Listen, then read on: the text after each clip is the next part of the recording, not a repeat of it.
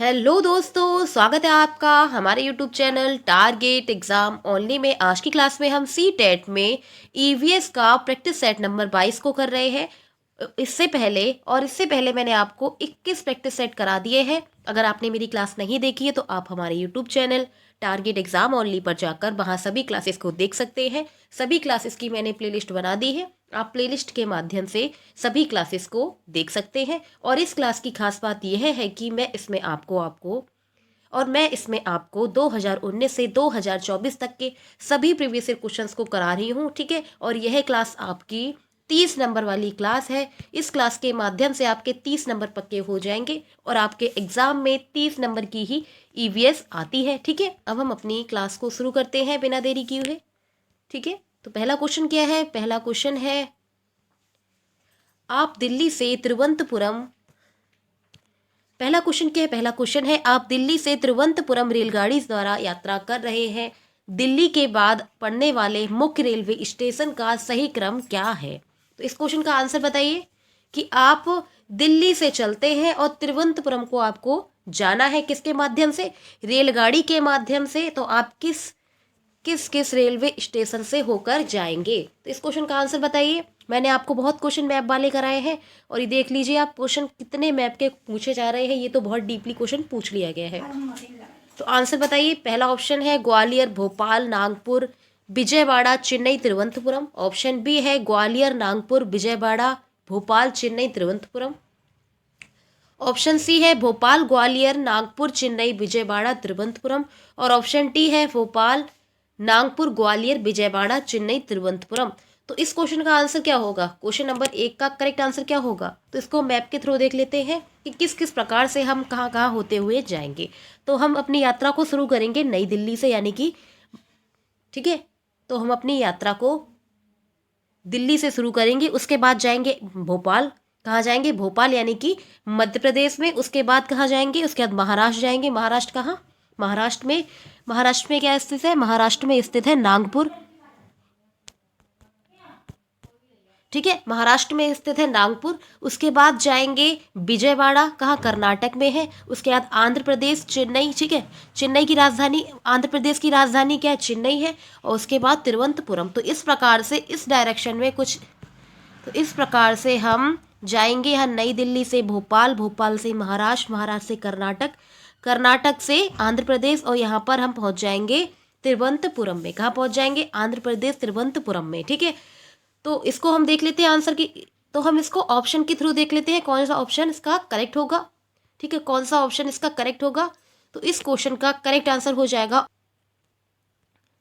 कहाँ से शुरू करेंगे? तो हम दिल्ली के बाद जाएंगे ग्वालियर यानी कि भोपाल, भोपाल के बाद नागपुर, नागपुर स्टेशन पड़ेगी। उसके बाद विजयवाड़ा स्टेशन, उसके बाद चेन्नई, उसके बाद तिरुवनंतपुरम। तो इस प्रकार से इस डायरेक्शन में हम कहाँ पहुंच जाएंगे? दिल्ली से तिरुवनंतपुरम में पहुंच जाएंगे, यानी कि ऑप्शन नंबर 1 करेक्ट हो जाएगा। अगला क्वेश्चन देखते हैं। क्वेश्चन नंबर 2 क्या है? क्वेश्चन नंबर 2 है, कल्पना कीजिए कि आप अपने क्वेश्चन नंबर 2 है, कल्पना कीजिए कि आप अपने विद्यार्थियों के साथ विद्यालय में हैं और अचानक वहां क्या आ जाता है? भूकंप आ जाता है। भूकंप के दौरान आप किस भूकंप के दौरान आप किन सुरक्षा उपायों का पालन करेंगे? तो इस क्वेश्चन का आंसर बताइए। क्वेश्चन नंबर 2 का करेक्ट आंसर क्या होगा? ऑप्शन नंबर 1 है, सबसे पहले इमारत के बाहर दौड़ जाएंगे। ऑप्शन 2 है, सभी विद्यार्थियों को भूकंप संबंधी ड्रिल अभ्यास कराएंगे। तो जब भूकंप आ गया है उसके बाद हम अभ्यास तो नहीं कराएंगे ना कि बच्चों अब सीखिए, तब क्या हो सकता है? दुर्घटना हो सकती है। तो ये गलत हो जाएगा और हम बाहर भी नहीं जा सकते। बाहर कितनी बिल्डिंग है, कितना तोड़फोड़ हो रहा है, कुछ पता थोड़ी है। तो पहला ऑप्शन भी गलत हो जाएगा। तीसरा ऑप्शन है, डेस्क या मेज के नीचे बैठ जाएंगे। और चौथा ऑप्शन है, खिड़कियों के समीप चले जाएंगे। तो खिड़कियां जब टूटेंगी तो वो तुम्हारे ऊपर ही गिरेंगी। तो ये ऑप्शन भी गलत हो जाएगा। तो इस क्वेश्चन का करेक्ट आंसर क्या होगा? क्वेश्चन नंबर 2 का करेक्ट आंसर क्या होगा? तो क्वेश्चन नंबर 2 का करेक्ट आंसर हो जाएगा ऑप्शन नंबर 3, डेस्क या मेज के नीचे बैठ जाएंगे, यानी कि किसी मजबूत चीज के नीचे बैठ जाएंगे जिससे हमारा सर बचा रहे, ठीक है। ना कि इमारतों के बाहर दौड़ जाएंगे या फिर ड्रिल संबंधित अभ्यास कराएंगे, क्योंकि अब वो समय नहीं रहा कि हमें अभ्यास करने का मौका मिले, क्योंकि उसमें हमें अपना बचाव करना है, ना कि अभ्यास करना। तो इस क्वेश्चन का करेक्ट आंसर क्या होगा? क्वेश्चन नंबर 2 का करेक्ट आंसर हो जाएगा ऑप्शन नंबर 3। नेक्स्ट क्वेश्चन देखते हैं। क्वेश्चन नंबर 3 क्या है, क्वेश्चन नंबर 3 है निम्नलिखित में से किस कला शैली में वस्त्रों की रंगाई प्राकृतिक रंगों जैसे गोबर है, नील है, हल्दी आदि के माध्यम से नमूने बनाना शामिल है। तो इस क्वेश्चन का आंसर क्या होगा? ये क्वेश्चन भी मैं आपको करा चुकी हूँ, आंसर बताइए इस क्वेश्चन का। ऑप्शन नंबर 1 है मधुबनी, ऑप्शन नंबर 2 है बरली, ऑप्शन नंबर 3 है कलमकारी और ऑप्शन नंबर डी क्या है, फुलवारी। तो इस क्वेश्चन का आंसर क्या होगा? क्वेश्चन नंबर 3 का करेक्ट आंसर बताइए। तो क्वेश्चन नंबर 3 का करेक्ट आंसर क्या होगा? Option number C. क्या होगा? ऑप्शन नंबर सी करेक्ट हो जाएगा कि निम्नलिखित में से किन कला शैली से वस्त्रों की रंगाई और प्राकृतिक रंगों जैसे गोबर है, नील है, हल्दी के माध्यम से नमूने तैयार किए जाते हैं, तो इस कला को कलमकारी कहते हैं। क्वेश्चन पूछा जा सकता है आपसे एग्जाम में कि कलमकारी कहाँ की ये कला है। तो कलमकारी जो कला है वो कहाँ की है?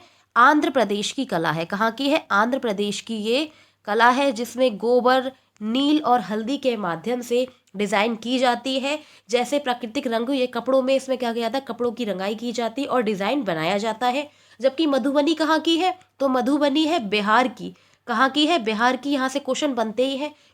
कलाकृति कहाँ की है? तो ये कहाँ की है? एक विशिष्ट कला बिहार की है। इसी प्रकार से बरली, बरली कहाँ की है? आंसर बताइए।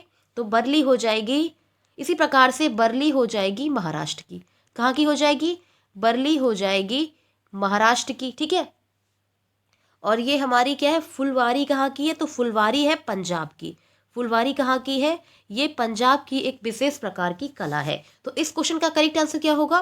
क्वेश्चन नंबर 3 का करेक्ट आंसर क्या होगा? तो क्वेश्चन नंबर 3 का करेक्ट आंसर हो जाएगा ऑप्शन नंबर सी, कलमकारी, जो कहाँ की है? जो आंध्र प्रदेश की एक कलाकृति है। नेक्स्ट क्वेश्चन देखते हैं। क्वेश्चन नंबर 4 क्या है? क्वेश्चन नंबर 4 है नीरज चोपड़ा संबंधित राज्य के लोगों का मुख्य भोजन क्या है? तो पहले आपको पता होना चाहिए कि नीरज चोपड़ा किस राज्य से संबंध रखते हैं। इस क्वेश्चन का आंसर बताइए। क्वेश्चन नंबर 4 का करेक्ट आंसर क्या होगा? तो नीरज चोपड़ा कहाँ से संबंधित है? तो नीरज चोपड़ा पंजाब हरियाणा से संबंधित है। कहाँ से? पंजाब हरियाणा से संबंधित है। तो पंजाब हरियाणा में किस प्रकार का भोजन किया जाता है? आंसर बताइए अब। तो इस क्वेश्चन का करेक्ट आंसर क्या होगा? क्वेश्चन नंबर 4 का करेक्ट आंसर हो जाएगा ऑप्शन नंबर बी, रोटी चावल राजमा आलू पराठा। ये भी नीरज चोपड़ा से संबंधित है क्योंकि नीरज चोपड़ा पंजाब हरियाणा से संबंध रखते हैं। नेक्स्ट क्वेश्चन देखते हैं। क्वेश्चन नंबर 5 क्या है? क्वेश्चन नंबर 5 है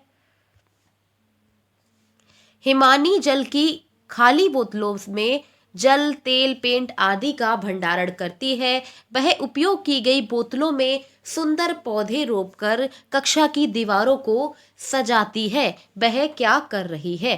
तो क्वेश्चन नंबर 5 का करेक्ट आंसर क्या होगा? क्वेश्चन को एक बार फिर से देखते हैं, ठीक है। पहले हम क्वेश्चन को एक बार फिर से देखते हैं। क्वेश्चन क्या है कि हिमानी जल की खाली बोतलों को जल है, तेल है, पेंट आदि का भंडारण कर लेती, यानी कि उनमें जल है, पेंट है और तेल को भर लेती है। वह उपयोग की गई बोतलों में सुंदर पौधे रोपकर कक्षा की दीवारों को सजा देती है। तो वह क्या कर रही है? तो इसका आंसर बताइए। ऑप्शन ए है पुनर्चक्रण, ऑप्शन बी है लघुकरण या कम करना, ऑप्शन सी है पुनर्प्रयोग और ऑप्शन डी है उत्चक्रण। तो क्वेश्चन नंबर 5 का करेक्ट आंसर हो जाएगा पुनर्प्रयोग, यानी कि वह उसका रीयूज कर रही है। क्या कर रही है? वह खाली बोतल को ले रही है, उसका रीयूज करके उसमें पौधों को रोप रही है। तो इस क्वेश्चन का करेक्ट आंसर हो जाएगा option number C. Next question देखते हैं। क्वेश्चन नंबर 6 क्या है? नेक्स्ट क्वेश्चन देखते हैं। क्वेश्चन नंबर 6 क्या है? क्वेश्चन नंबर 6 है खाद्य पदार्थों के उस समूह का चयन करें जिन्हें पौधों के एक ही भाग से प्राप्त किया जाता है। तो क्वेश्चन नंबर 6 का करेक्ट आंसर बताइए। क्या होगा आंसर? कि खाद्य पदार्थ के उस समूह को बताइए जो एक ही पौधे से क्या होता है, पौधे की एक ही भाग से प्राप्त किया जाता है। तो ऑप्शन ए है सेब, आलू, टमाटर, गन्ना, ऑप्शन बी है पालक, अदरक, गाजर, गन्ना और ऑप्शन सी है गन्ना, आलू, अदरक, कमल की डंठल और ऑप्शन डी है पालक, पत्ता गोभी, जीरा और आलू। तो क्वेश्चन नंबर 6 का करेक्ट आंसर क्या होगा? आंसर बताइए। तो क्वेश्चन नंबर 6 का करेक्ट आंसर हो जाएगा ऑप्शन नंबर सी, गन्ना, आलू, अदरक और कमल का डंठल। ये सभी किससे प्राप्त होते हैं? ये पौधों के तने से प्राप्त होते हैं। किससे प्राप्त होते हैं? तने से प्राप्त होते हैं। ये एक ही सबका सेम भाग होता है। सभी जो पौधे हैं ये सभी तने से ही प्राप्त होते हैं, यानी कि ऑप्शन नंबर सी करेक्ट हो जाएगा। अगला क्वेश्चन देखते हैं, क्वेश्चन नंबर 7 क्या 7 है, ए बी के अभिभावक यानी कि माता पिता है और बी सी के पिता है, डी बी की पत्नी है और ए डी के बीच क्या संबंध है। तो ये क्वेश्चन कहाँ से आ गया, ये क्वेश्चन आपका रीजनिंग का क्वेश्चन आ गया, किसमें, ईवीएस में रीजनिंग का क्वेश्चन आ गया है। और ये आपका पेपर जो है वो आपका 2 फरवरी, ये आपका जो पेपर मैं करा रही हूँ ये 2 फरवरी 2023 का आपका प्रीवियस ईयर पेपर है जो मैं आपको सॉल्व करा रही हूँ, ठीक है।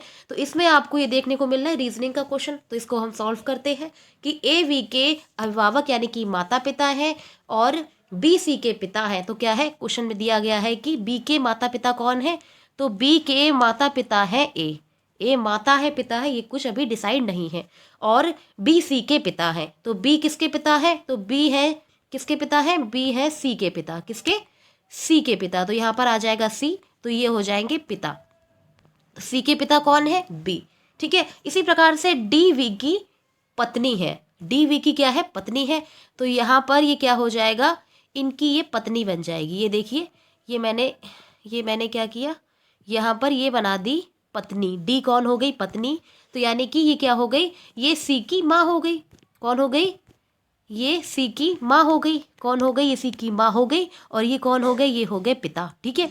तो ये हो गए माता पिता। अब क्वेश्चन में पूछा गया है कि ए और डी के बीच क्या संबंध है, क्वेश्चन में पूछा गया है ए डी के बीच क्या संबंध है, तो बी के ये माता या पिता है, कोई गार्जियंस है, और क्वेश्चन में पूछा गया कि ए का डी से क्या संबंध है, ए का डी से क्या संबंध है, तो ये क्या हुई, ये ए की पुत्र वधू हुई, कौन हुई, ये ए की पुत्र वधू हुई, यानी कि ये इनका बेटा हुआ और ये क्या हुई, इनकी पुत्र वधू हुई। तो इस क्वेश्चन का करेक्ट आंसर क्या होगा, तो क्वेश्चन नंबर 7 का करेक्ट आंसर क्या होगा, तो क्वेश्चन नंबर 7 का करेक्ट आंसर हो जाएगा ऑप्शन नंबर 1। कौन सा हो जाएगा, ऑप्शन नंबर 1 करेक्ट हो जाएगा, क्योंकि क्वेश्चन में पूछा गया है कि ए का डी से संबंध क्या है, तो ए है, तो क्वेश्चन में पूछा क्या गया, क्वेश्चन में पूछा गया ए और डी के बीच संबंध, तो जो डी है वो ए की पुत्र वधू है, कौन है, डी ए की पुत्र वधू है, तो ऑप्शन ए करेक्ट हो जाएगा। क्वेश्चन देखते हैं, क्वेश्चन नंबर 8 क्या है, क्वेश्चन नंबर 8 है, निम्नलिखित में से किसका फैलाव या छितराव अधिकांश पशुओं के द्वारा होता है। तो क्वेश्चन नंबर 8 का करेक्ट आंसर बताइए कि निम्नलिखित में से किसका फैलाव या छितराव अधिकांश पशुओं के द्वारा होता है। ऑप्शन ए है सूरजमुखी, ऑप्शन बी है आक, ऑप्शन नंबर सी है आम और ऑप्शन नंबर डी है नारियल। तो क्वेश्चन नंबर 8 का करेक्ट आंसर क्या होगा, आंसर बताइए। तो क्वेश्चन नंबर 8 का करेक्ट आंसर हो जाएगा ऑप्शन नंबर सी आम, क्या होगा, करेक्ट आंसर हो जाएगा ऑप्शन नंबर सी आम। नेक्स्ट क्वेश्चन देखते हैं, क्वेश्चन नंबर 9 क्या है, क्वेश्चन नंबर 9 है, चिड़ियों के उस समूह की पहचान कीजिए जो अपनी भोजन संबंधी आदतों के आधार पर एक दूसरे से समानता रखती है। क्वेश्चन नंबर 9 का करेक्ट आंसर बताइए कि उन पक्षियों का समूह बताइए जो एक जैसे भोजन को प्रयोग करते हैं, यानी कि उनका भोजन जो है समानता प्रदर्शित करता है।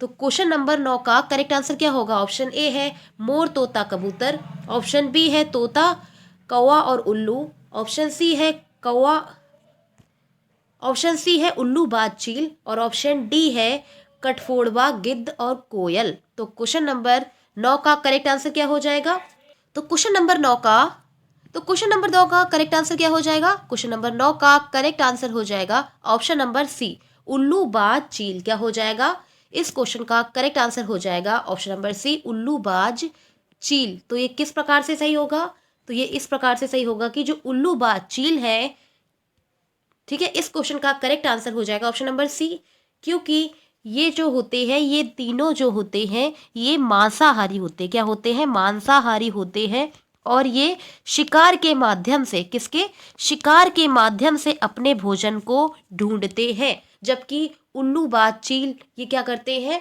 ठीक है, ये क्या करते हैं, शिकार के माध्यम से अपने भोजन को ढूंढते हैं और इनके पास अपने शिकार पकड़ने के लिए, खाने के लिए तेज पंजे और चोंच होती है। तो क्वेश्चन नंबर 9 का करेक्ट आंसर क्या होगा, तो क्वेश्चन नंबर 9 का करेक्ट आंसर हो जाएगा option number C. Next question देखते हैं, क्वेश्चन नंबर 10 क्या है, क्वेश्चन नंबर 10 है, नंबर 10 है प्राथमिक स्कूल की शिक्षिका नीना अपने विद्यार्थियों के साथ पर्यावरण अध्ययन की कक्षा में विभिन्न क्षेत्रों में मनाए जाने वाले फसलों की कटाई से संबंधित त्योहारों पर चर्चा कर रही है। उसके द्वारा उल्लेखित फसलों की कटाई से संबंधित त्योहारों के समूह का चयन कीजिए। तो क्वेश्चन नंबर 10 का करेक्ट आंसर क्या होगा, आंसर बताइए। क्वेश्चन को एक बार फिर से देखते हैं कि प्राथमिक स्कूल की एक अध्यापिका नीना अपने विद्यार्थियों के साथ पर्यावरण अध्ययन की कक्षा में विभिन्न क्षेत्रों में मनाए जाने वाले फसलों से संबंधित फसलों की कटाई से संबंधित त्योहारों की पर क्या करती है, चर्चा करती है। तो इसमें हमें बताना है कि वह कौन कौन से त्योहार हैं जो फसलों की कटाई पर मनाए जाते हैं। तो क्वेश्चन नंबर 10 का करेक्ट आंसर क्या होगा, आंसर बताइए। तो क्वेश्चन नंबर 10 का करेक्ट आंसर हो जाएगा ऑप्शन नंबर 1, बिहू, बैसाखी, मकर संक्रांति और लोहड़ी। ये सभी फसल की कटाई के पश्चात मनाए जाते हैं, यानी कि ऑप्शन नंबर 1 करेक्ट हो जाएगा। नेक्स्ट क्वेश्चन देखते हैं। क्वेश्चन नंबर 11 क्या है, क्वेश्चन नंबर 11 है,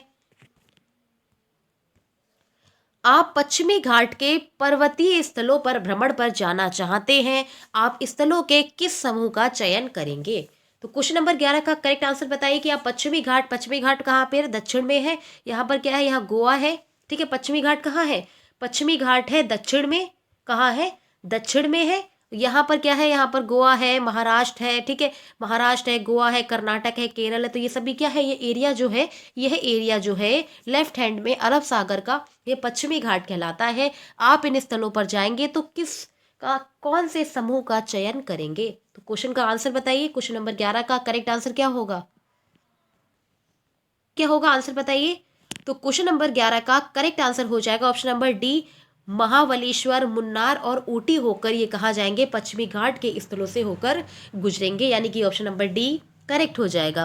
अगला क्वेश्चन देखते हैं। क्वेश्चन नंबर 12 क्या है, क्वेश्चन नंबर 12 है, निम्नलिखित में से कौन सा जंतु गाय, भैंस और भेड़ के साथ निकटतम संबंध को रखता है। तो क्वेश्चन नंबर 12 का करेक्ट आंसर क्या होगा, क्वेश्चन को एक बार फिर से देखते हैं। तो क्वेश्चन नंबर 12 को एक बार फिर से देखते हैं कि निम्नलिखित में से कौन सा जंतु गाय, भैंस और बकरी का सबसे निकटतम संबंधी है। तो क्वेश्चन नंबर 12 का करेक्ट आंसर क्या होगा, ये क्वेश्चन सभी को पता होगा, आंसर बताइए। तो इस क्वेश्चन का करेक्ट आंसर हो जाएगा ऑप्शन नंबर डी, बकरी। क्या होगा, बकरी। नेक्स्ट क्वेश्चन देखते हैं। क्वेश्चन नंबर 13 क्या है, क्वेश्चन नंबर 13 है, निम्नलिखित में से कौन सा युग्म सही है। ऑप्शन ए है गुलाब वृक्ष, ऑप्शन नंबर 2 है करेला, क्या होती है, बेल या लता, ऑप्शन सी है गुलाब जड़ी बूटी है, ऑप्शन सी है करेला क्या है, एक झाड़ी है। तो क्वेश्चन नंबर 13 का करेक्ट आंसर क्या होगा, आंसर बताइए। तो क्वेश्चन नंबर 13 का करेक्ट आंसर क्या हो जाएगा, क्वेश्चन नंबर 13 का करेक्ट आंसर हो जाएगा करेला। क्या है, करेला एक बेल या लता होती है, ऑप्शन बी करेक्ट हो जाएगा। अगला क्वेश्चन देखते हैं। क्वेश्चन नंबर 14 क्या है, क्वेश्चन नंबर 14 है, निम्नलिखित में से कौन सी विशेषता साइबेरियन सारस की नहीं है। तो क्वेश्चन नंबर 14 का करेक्ट आंसर क्या होगा, आंसर बताइए। ऑप्शन ए है वे शीत जलवायु से प्रवास करते हैं, ऑप्शन बी है वे गर्म स्थानों में क्या करते हैं, प्रजनन करते हैं, ऑप्शन सी है वे अपने आवासों से अलग से अकेले रहते हैं, और ऑप्शन डी है वे गंभीर रूप से खतरे में होते हैं और उनकी बहुत कम संख्या रहती है। तो क्वेश्चन का आंसर बताइए। क्वेश्चन नंबर 14 का करेक्ट आंसर क्या होगा। क्वेश्चन में पूछा गया है कि कौन सी साइबेरियन सारस की विशेषताएं नहीं है। तो इस क्वेश्चन का करेक्ट आंसर क्या होगा, इस क्वेश्चन का करेक्ट आंसर हो जाएगा ऑप्शन नंबर सी कि वे अपने, तो इस क्वेश्चन का करेक्ट आंसर क्या होगा, तो इस क्वेश्चन का करेक्ट आंसर हो जाएगा ऑप्शन नंबर सी कि वे अपने आवासों से अलग अकेले में रहते हैं, ये उसकी विशेषता नहीं होगी। जबकि वे शीत जलवायु में प्रवास करते, करेक्ट हो जाएगा। वे गर्म स्थानों में प्रजनन करते, ये भी सही हो जाएगा। और डी क्या है कि वे गंभीर रूप से खतरे में है और उनकी बहुत कम संख्या रहती है, ठीक है, बहुत कम, ठीक है। ऑप्शन 4 क्या है कि वे गंभीर रूप से खतरे में है क्योंकि उनकी जो अब जनसंख्या जो हो गई है बहुत कम हो गई है, ठीक है। तो क्वेश्चन नंबर 14 का करेक्ट आंसर क्या होगा, तो क्वेश्चन नंबर 14 का करेक्ट आंसर क्या होगा, क्वेश्चन नंबर 14 का, तो क्वेश्चन नंबर 14 का करेक्ट आंसर हो जाएगा option number C. Next question देखते हैं। क्वेश्चन नंबर 15 क्या है, क्वेश्चन नंबर 15 है, निम्नलिखित क्या है, क्वेश्चन नंबर 15 है, निम्नलिखित तकनीकों में से रेटिंग स्केल में कौन सी तकनीक का प्रयोग किया जाता है। तो तो क्वेश्चन नंबर 15 का करेक्ट आंसर बताइए। ऑप्शन ए है अवलोकन, ऑप्शन बी है जांच सूची, ऑप्शन सी है लिखित प्रश्न और ऑप्शन डी है नियत कार्य। तो क्वेश्चन नंबर 15 का करेक्ट आंसर क्या होगा कि कौन सी तकनीक रेटिंग स्केल की तकनीक का प्रयोग किया जाता है। तो किस में रेटिंग स्केल का प्रयोग करते हैं? तो इस क्वेश्चन का करेक्ट आंसर हो जाएगा ऑप्शन नंबर सी, लिखित प्रश्नों में रेटिंग स्केल तकनीक का प्रयोग किया जाता है। तो ऑप्शन नंबर सी करेक्ट हो जाएगा। अगला क्वेश्चन देखते हैं। क्वेश्चन नंबर 16 क्या है? क्वेश्चन नंबर 16 है पर्यावरण अध्ययन में बच्चों को शिक्षण अधिगम से जोड़ने की सबसे प्रभावशाली युक्तियां पहचानिए। तो क्वेश्चन नंबर 16 का करेक्ट आंसर बताइए कौन सी युक्ति बच्चों के लिए प्रभावशाली युक्ति होगी। पहला ऑप्शन है पाठ्य पुस्तकों का पठन, ऑप्शन बी है शिक्षक द्वारा व्याख्यान, ऑप्शन सी है शिक्षक द्वारा प्रदर्शन और ऑप्शन डी है किस्से और कहानियां। तो किस में बच्चा एक्टिव रहेगा? आंसर बताइए। क्वेश्चन नंबर 16 का करेक्ट आंसर क्या होगा? तो क्वेश्चन नंबर 16 का करेक्ट आंसर हो जाएगा ऑप्शन नंबर डी, किस्से और कहानियों के माध्यम से बच्चे प्रभावशाली ढंग से शिक्षण अधिगम में जुड़ने का प्रयास करेंगे, यानी कि ऑप्शन नंबर डी करेक्ट हो जाएगा। अगला क्वेश्चन देखते हैं। क्वेश्चन नंबर 17 क्या है? क्वेश्चन नंबर 17 है निम्नलिखित में से कौन सा पर्यावरण अध्ययन में सीखने का एक रचनात्मक आकलन का साधन नहीं है। तो क्वेश्चन नंबर 17 का करेक्ट आंसर बताइए कि कौन सा पर्यावरण अध्ययन में सीखने का रचनात्मक कारण नहीं है। ऑप्शन ए है क्रम निर्धारण मापनी, ऑप्शन बी है वार्षिक उपलब्धि परीक्षण, ऑप्शन सी है वर्णन या उपाख्यानात्मक अभिलेख और ऑप्शन डी है पोर्टफोलियो। तो क्वेश्चन नंबर 17 का करेक्ट आंसर क्या होगा कि कौन सा रचनात्मक आकलन का सबसे उपयुक्त कारण नहीं है। तो इस क्वेश्चन का करेक्ट आंसर हो जाएगा ऑप्शन नंबर बी, वार्षिक उपलब्धि परीक्षण रचनात्मक आकलन का एक साधन नहीं है, यानी कि ऑप्शन नंबर बी करेक्ट हो जाएगा। अगला क्वेश्चन देखते हैं। क्वेश्चन नंबर 18 क्या है? क्वेश्चन नंबर 18 है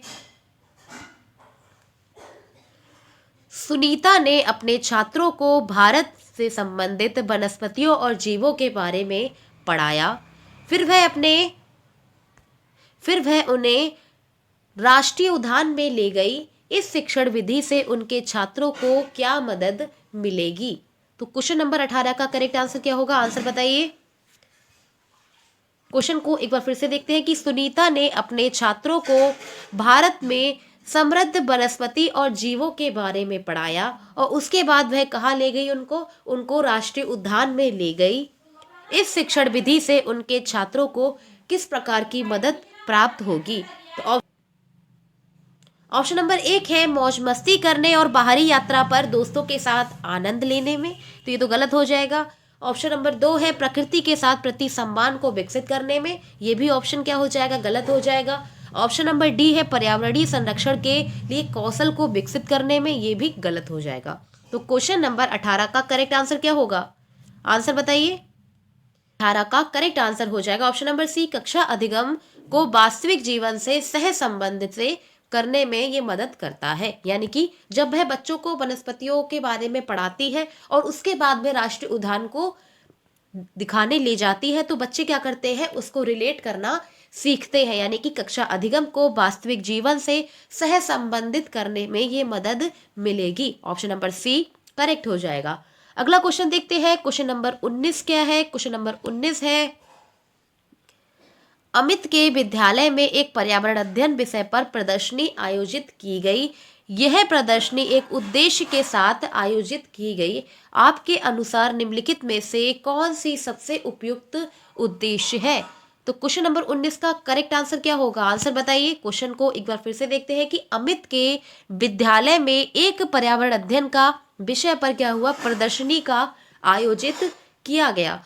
यह प्रदर्शनी एक उद्देश्य के साथ आयोजित की गई, इसका एक उद्देश्य था, उसके थ्रू ये प्रदर्शनी जो है आयोजित की गई थी। तो इसका कौन सा सबसे उपयुक्त उद्देश्य होगा? ऑप्शन नंबर 1 है माता पिता को संतुष्ट करना, ऑप्शन नंबर बी है प्रिंसिपल या प्राचार्य और सहकर्मियों को प्रसन्न करना, ऑप्शन नंबर सी है शिक्षार्थियों में रचनात्मक प्रवृत्ति को दिशा देना और ऑप्शन नंबर डी है भविष्य के करियर संबंधित विकल्पों के लिए शिक्षार्थियों को प्रशिक्षित करना।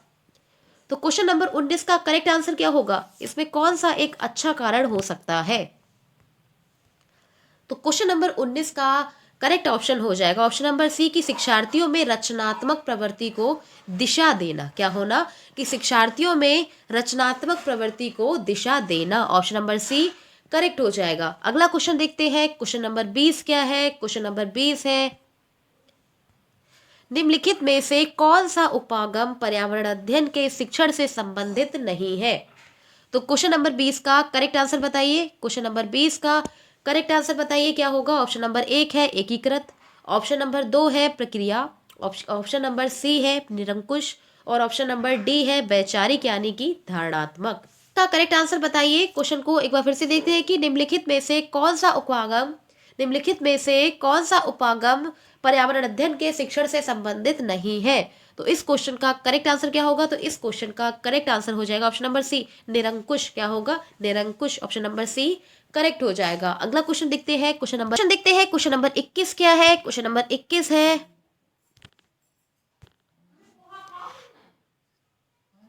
ईवीएस के अधिगम में निम्नलिखित में से किस विधि के द्वारा अधिगम मनोगत्यात्मक क्षेत्र का विकास होगा? तो क्वेश्चन नंबर 21 का करेक्ट आंसर क्या होगा? क्वेश्चन को एक बार फिर से देखते हैं कि ईवीएस के अधिगम में निम्नलिखित में से किस विधि के द्वारा अधिगम मनोगत्यात्मक क्षेत्र का विकास होगा? तो इस क्वेश्चन का करेक्ट आंसर क्या होगा? ऑप्शन ए है प्रदर्शन विधि, ऑप्शन बी है व्याख्यान विधि, ऑप्शन सी है एकीकृत विधि और ऑप्शन नंबर डी क्या है? पोस्टर बनाना विधि। तो क्वेश्चन नंबर 21 का करेक्ट आंसर क्या होगा? क्वेश्चन नंबर 21 का करेक्ट आंसर क्या होगा? आंसर बताइए। तो क्वेश्चन नंबर 21 का करेक्ट आंसर हो जाएगा ऑप्शन नंबर सी एकीकृत विधि। नेक्स्ट क्वेश्चन देखते हैं। क्वेश्चन नंबर 22 क्या है? क्वेश्चन नंबर 22 है, पर्यावरण अध्ययन में शिक्षण डैश निर्भर करता है? तो पर्यावरण अध्ययन में शिक्षण किस पर निर्भर करता है? तो इस क्वेश्चन का आंसर बताइए। इसमें आपको कूट के थ्रू बताना है कि कौन कौन से ऑप्शन करेक्ट होंगे। ऑप्शन ए है बच्चों के पूर्व अनुभव, ऑप्शन नंबर ए है बच्चों के पूर्व अनुभवों पर निर्भर करता है, ऑप्शन बी है संसाधनों की उपलब्धता पर निर्भर करता है, ऑप्शन सी है विद्यालय दर्शन पर निर्भर करता है और ऑप्शन नंबर डी है बच्चों की जरूरतों पर निर्भर करता है। तो क्वेश्चन नंबर 22 का करेक्ट आंसर क्या होगा? आंसर बताइए कि पर्यावरण, इसमें कौन कौन से ऑप्शन करेक्ट होंगे? तो पहला ऑप्शन क्या है? पहला ऑप्शन है बच्चों के पूर्व अनुभवों पर निर्भर करता है, तो ये ऑप्शन करेक्ट हो जाएगा। दूसरा ऑप्शन क्या है? दूसरा ऑप्शन है संसाधनों की उपलब्धता पर निर्भर करता है, ये भी ऑप्शन सही हो जाएगा। विद्यालयों के दर्शन पर निर्भर नहीं करता है और डी ऑप्शन क्या है? बच्चों की जरूरतों पर निर्भर करता है, यानी कि डी ऑप्शन भी करेक्ट हो जाएगा। तो क्वेश्चन नंबर 22 का करेक्ट आंसर क्या होगा कि पर्यावरण अध्ययन में शिक्षण अधिगम किस किस पर निर्भर करता है? तो इस क्वेश्चन का करेक्ट आंसर हो जाएगा ऑप्शन नंबर 1। क्या हो जाएगा करेक्ट आंसर? इस क्वेश्चन का करेक्ट आंसर हो जाएगा option number 1, A B D correct होंगे। ठीक है, नेक्स्ट क्वेश्चन देखते हैं। क्वेश्चन नंबर 23 क्या है? क्वेश्चन नंबर 23 है, निम्नलिखित में से पर्यावरण अध्ययन की कक्षा में सबसे ज्यादा जरूरी क्या है? क्वेश्चन नंबर 23 का करेक्ट आंसर क्या होगा? निम्नलिखित में से पर्यावरण अध्ययन की कक्षा में सबसे जरूरी क्या होगा? ऑप्शन ए है चार्ट, ऑप्शन नंबर 2 है प्रोजेक्टर, ऑप्शन नंबर सी है स्थानीय संसाधन और ऑप्शन नंबर डी है शिक्षण ज्ञान। तो क्वेश्चन नंबर 23 का करेक्ट आंसर क्या होगा? आंसर बताइए। क्वेश्चन नंबर 23 का करेक्ट आंसर क्या होगा? आंसर बताइए। तो क्वेश्चन नंबर 23 का करेक्ट आंसर हो जाएगा ऑप्शन नंबर सी स्थानीय संसाधन। तो क्वेश्चन नंबर 23 का करेक्ट आंसर क्या होगा? क्वेश्चन नंबर 23 का करेक्ट आंसर हो जाएगा, तो क्वेश्चन नंबर 23 का करेक्ट आंसर हो जाएगा ऑप्शन नंबर सी स्थानीय संसाधन। ऑप्शन नंबर सी करेक्ट हो जाएगा। अगला क्वेश्चन देखते हैं। क्वेश्चन नंबर 24 क्या है? क्वेश्चन नंबर 24 है एनसीईआरटी ईवीएस यानी कि पर्यावरण अध्ययन की पाठ्य पुस्तक में रेलवे टिकट का नमूना दिखाया गया है, यह इसलिए है क्योंकि। इस क्वेश्चन का आंसर बताइए। ऑप्शन नंबर 1 है छात्रों को टिकट में उपयोग किए जाने वाले विभिन्न विवरण का ज्ञान प्रदान करना, ऑप्शन नंबर बी है छात्रों में निर्णय कौशल को विकसित करना, ऑप्शन नंबर सी है छात्रों को रेलवे के बारे में अवगत कराना और ऑप्शन नंबर डी है वास्तविक अनुभवों द्वारा संचार और अवलोकन कौशल को विकसित करना। तो क्वेश्चन नंबर 24 का करेक्ट आंसर क्या होगा? आंसर बताइए। तो क्वेश्चन नंबर 24 का करेक्ट आंसर हो जाएगा ऑप्शन नंबर डी वास्तविक अनुभवों के द्वारा संचार और अवलोकन कौशल को विकसित करना है। ठीक है, तो इस क्वेश्चन का करेक्ट आंसर हो जाएगा option number D. Next question देखते हैं, क्वेश्चन नंबर 25 क्या है। क्वेश्चन नंबर 25 है, क्वेश्चन नंबर 25 क्या है, क्वेश्चन नंबर 25 है ईवीएस के शिक्षण अधिगम में निम्नलिखित में से क्या बच्चों में विकसित होता है। तो क्वेश्चन नंबर 25 का करेक्ट आंसर बताइए। ऑप्शन नंबर ए है अच्छी याददाश्त, ऑप्शन बी है पहचानना, ऑप्शन नंबर सी है करके सीखने की प्रवृत्ति, और ऑप्शन डी है रटना यानी कि रोट लर्निंग। ऑप्शन डी क्या है, रटना यानी कि रोट लर्निंग। तो क्वेश्चन नंबर 25 का करेक्ट आंसर क्या होगा। क्वेश्चन को एक बार फिर से देखते हैं कि ईवीएस के शिक्षण अधिगम में निम्नलिखित में से बच्चों में विकसित होता है। तो क्या विकसित होता है, तो इस क्वेश्चन का करेक्ट आंसर हो जाएगा ऑप्शन नंबर सी, करके सीखने की प्रवृत्ति। तो इस क्वेश्चन का करेक्ट आंसर क्या हो जाएगा, क्वेश्चन नंबर 25 का करेक्ट आंसर हो जाएगा ऑप्शन नंबर सी, करके सीखने की प्रवृत्ति विकसित होती है। नेक्स्ट क्वेश्चन देखते हैं, क्वेश्चन नंबर 26 क्या है। क्वेश्चन नंबर 26 है,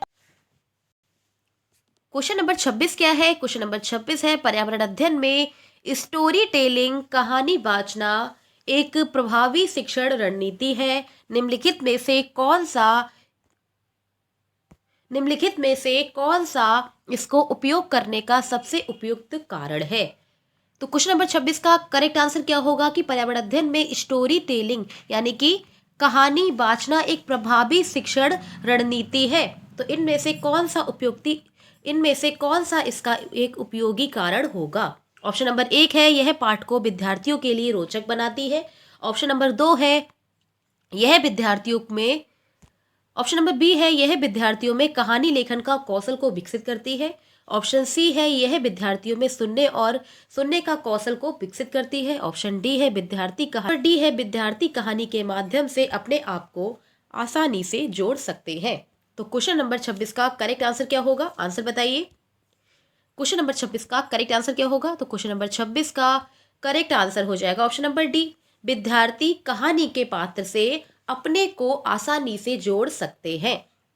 ऑप्शन नंबर डी करेक्ट हो जाएगा। अगला क्वेश्चन देखते हैं, क्वेश्चन नंबर 27 क्या है। क्वेश्चन नंबर 27 है पर्यावरण अध्ययन के शिक्षण में बच्चों के द्वारा प्रश्न पूछना अत्यधिक महत्वपूर्ण है क्योंकि ये प्रश्न संकेत करते हैं। तो ये प्रश्न किस पर संकेत करते हैं। क्वेश्चन नंबर 27 का करेक्ट आंसर क्या होगा। क्वेश्चन को एक बार फिर से देखते हैं कि पर्यावरण अध्ययन के शिक्षण में बच्चों के द्वारा प्रश्न पूछना अत्यधिक महत्वपूर्ण है क्योंकि ऑप्शन ए है बच्चों को क्या पता है, ऑप्शन बी है अपने की क्षमता को संकेत करता है, ऑप्शन नंबर सी बच्चे क्या जानना चाहते हैं इस पर संकेत करता है, या फिर ऑप्शन नंबर डी शिक्षक की सक्षमता। तो इस क्वेश्चन का करेक्ट आंसर क्या होगा। क्वेश्चन नंबर 27 का करेक्ट आंसर क्या होगा, आंसर बताइए। तो क्वेश्चन नंबर 27 का करेक्ट आंसर हो जाएगा ऑप्शन नंबर सी, बच्चे क्या जानना चाहते हैं इस पर संकेत करता है, यानी कि क्वेश्चन नंबर 27 का करेक्ट आंसर हो जाएगा option number C. Next question देखते हैं, क्वेश्चन नंबर 28 क्या है। क्वेश्चन नंबर 28 है निम्नलिखित में से पौधा का क्वेश्चन नंबर 28 है निम्नलिखित में से पौधों का कौन सा समूह वानस्पतिक पौधों के अंश द्वारा उगाया जाता है। तो क्वेश्चन नंबर 28 का करेक्ट आंसर क्या होगा कि निम्नलिखित में से कौन सा पौधों का समूह जो वानस्पतिक पौधों के अंश के द्वारा उगाया जाता है, इसमें से कौन सा ऑप्शन करेक्ट होगा, आंसर बताइए। क्वेश्चन नंबर 28 का करेक्ट आंसर क्या होगा। तो क्वेश्चन नंबर 28 का करेक्ट आंसर हो जाएगा ऑप्शन नंबर सी, आलू गुलाब गन्ना। क्या होगा, करेक्ट आंसर हो जाएगा ऑप्शन नंबर सी, आलू गुलाब गन्ना। नेक्स्ट क्वेश्चन देखते हैं, क्वेश्चन नंबर 29 क्या है। क्वेश्चन नंबर 29 है रमेश अपने विद्यार्थियों को देश के विभिन्न हिस्सों में विभिन्न त्योहारों के दौरान तैयार किए गए विभिन्न व्यंजकों की जानकारी एकत्र करने और कक्षा में प्रदर्शन करने के लिए एक परियोजना देता है। इस गतिविधि का क्या उद्देश्य है। तो क्वेश्चन नंबर 29 का करेक्ट आंसर क्या होगा, आंसर बताइए। क्वेश्चन को एक बार फिर से देखते हैं कि 29 नंबर क्वेश्चन क्या है कि रमेश अपने विद्यार्थियों को देश के विभिन्न हिस्सों के बारे में उनके त्योहारों के दौरान होने वाले जो व्यंजक तैयार किए जाते हैं उनके विषय में एक परियोजना को देता है। इसमें से इस गतिविधि का कौन सा उद्देश्य होगा। तो क्वेश्चन नंबर 29 का करेक्ट आंसर बताइए क्या होगा। ऑप्शन ए है देश में सबसे लोकप्रिय भोजन के बारे में जानना। ऑप्शन नंबर बी है छात्रों को विभिन्न व्यंजन आजमाने के लिए प्रेरित करना। ऑप्शन नंबर सी है देश के विभिन्न हिस्सों में पकाए जाने वाले व्यंजनों का रिकॉर्ड बनाना। और ऑप्शन नंबर डी है हमारे देश में संस्कृति की विविधता के बारे में छात्रों को संवेदनशील बनाना। तो क्वेश्चन नंबर 29 का करेक्ट आंसर क्या होगा, आंसर बताइए। तो क्वेश्चन नंबर 29 का करेक्ट आंसर हो जाएगा ऑप्शन नंबर डी कि हमारे देश में संस्कृति की विविधता के बारे में छात्रों को संवेदनशील बनाना उनका एक मुख्य उद्देश्य होता है। यानी कि 29 नंबर क्वेश्चन का करेक्ट आंसर हो जाएगा option number D. Next question देखते हैं। क्वेश्चन नंबर 30 क्या है। क्वेश्चन नंबर 30 है। क्वेश्चन नंबर 30 क्या है। क्वेश्चन नंबर 30 है पर्यावरण अध्ययन की शिक्षिका शिक्षक कक्षा 5 के शिक्षार्थियों को एक वीडियो को दिखाते हैं जिसमें एक बैलगाड़ी पर अत्यधिक सामान लदा हुआ है जिसके कारण बैल लड़खड़ा कर चल रहा है। शिक्षक इस वीडियो में दर्शाए गए दृश्यों पर विद्यार्थियों से चर्चा करते हैं ताकि वे उनका ध्यान कहां पर ले जा सके। तो क्वेश्चन नंबर 30 का करेक्ट आंसर क्या होगा, आंसर बताइए। क्वेश्चन को एक बार फिर से देखते हैं कि पर्यावरण अध्ययन की शिक्षिका या शिक्षक कक्षा 5 के शिक्षार्थियों को एक वीडियो को दिखाते हैं। उस वीडियो में वे बैलगाड़ी पर अत्यधिक सामान लदा हुआ एक बैल को दिखाते हैं जो क्या है, लड़खड़ा रहा है। इस वीडियो के माध्यम से उस पर चर्चा करते हैं और इस वीडियो के माध्यम से वे किस पर ध्यान देना चाहते हैं। ऑप्शन ए है बैलों की उपयोगिता पर। ऑप्शन नंबर बी है बैलगाड़ी का उपयोग परिवहन के ऑप्शन नंबर बी है बैलगाड़ी का उपयोग परिवहन के लिए। ऑप्शन नंबर सी है बाहरी बोझ ढोने में पशुओं के शोषण पर। और ऑप्शन नंबर डी है दोनों बैलों की उपयोगिता पर बैलगाड़ी का उपयोग परिवहन के लिए। तो इस क्वेश्चन का करेक्ट आंसर क्या होगा, क्वेश्चन नंबर 30 का करेक्ट आंसर बताइए। तो क्वेश्चन नंबर 30 का करेक्ट आंसर हो जाएगा ऑप्शन नंबर सी। तो क्वेश्चन नंबर 30 का करेक्ट आंसर हो जाएगा ऑप्शन नंबर सी, भारी बोझ ढोने में पशुओं के शोषण पर ये ध्यान देना चाहते हैं। यानी कि ऑप्शन नंबर सी करेक्ट हो जाएगा। अब हम अपनी क्लास को, ठीक है, ये हमारे 30 क्वेश्चन कंप्लीट हो गए। ठीक है, आज की क्लास को हम यहीं पे ख़त्म करते हैं। आज की क्लास में हमने CTET EVS का प्रैक्टिस सेट नंबर 22 को कंप्लीट किया है। इससे पहले मैंने आपको 21 प्रैक्टिस सेट करा दिए हैं। अगर आपने हमारी क्लास नहीं देखी है तो आप हमारे YouTube channel target exam only पर जाकर वहाँ मैंने प्लेलिस्ट बना दी है। आप प्लेलिस्ट के माध्यम से सभी क्लासेस को देख सकते हैं। और आज की क्लास में हमने 2 फरवरी 2023 का प्रीवियस ईयर पेपर देखा है, क्योंकि 2023 में बहुत सारे पेपर हुए थे। 2023 का एक प्रैक्टिस सेट है, ठीक है, इसमें हमने जितने भी क्वेश्चन थे सब कर लिए हैं और कुछ क्वेश्चन इसके बचे हैं, उसको हम जल्द से जल्द खत्म करेंगे। ठीक है, अच्छी लगी तो लाइक शेयर सब्सक्राइब करें और अपने दोस्तों में शेयर जरूर कर दिया करें। Okay, thank you.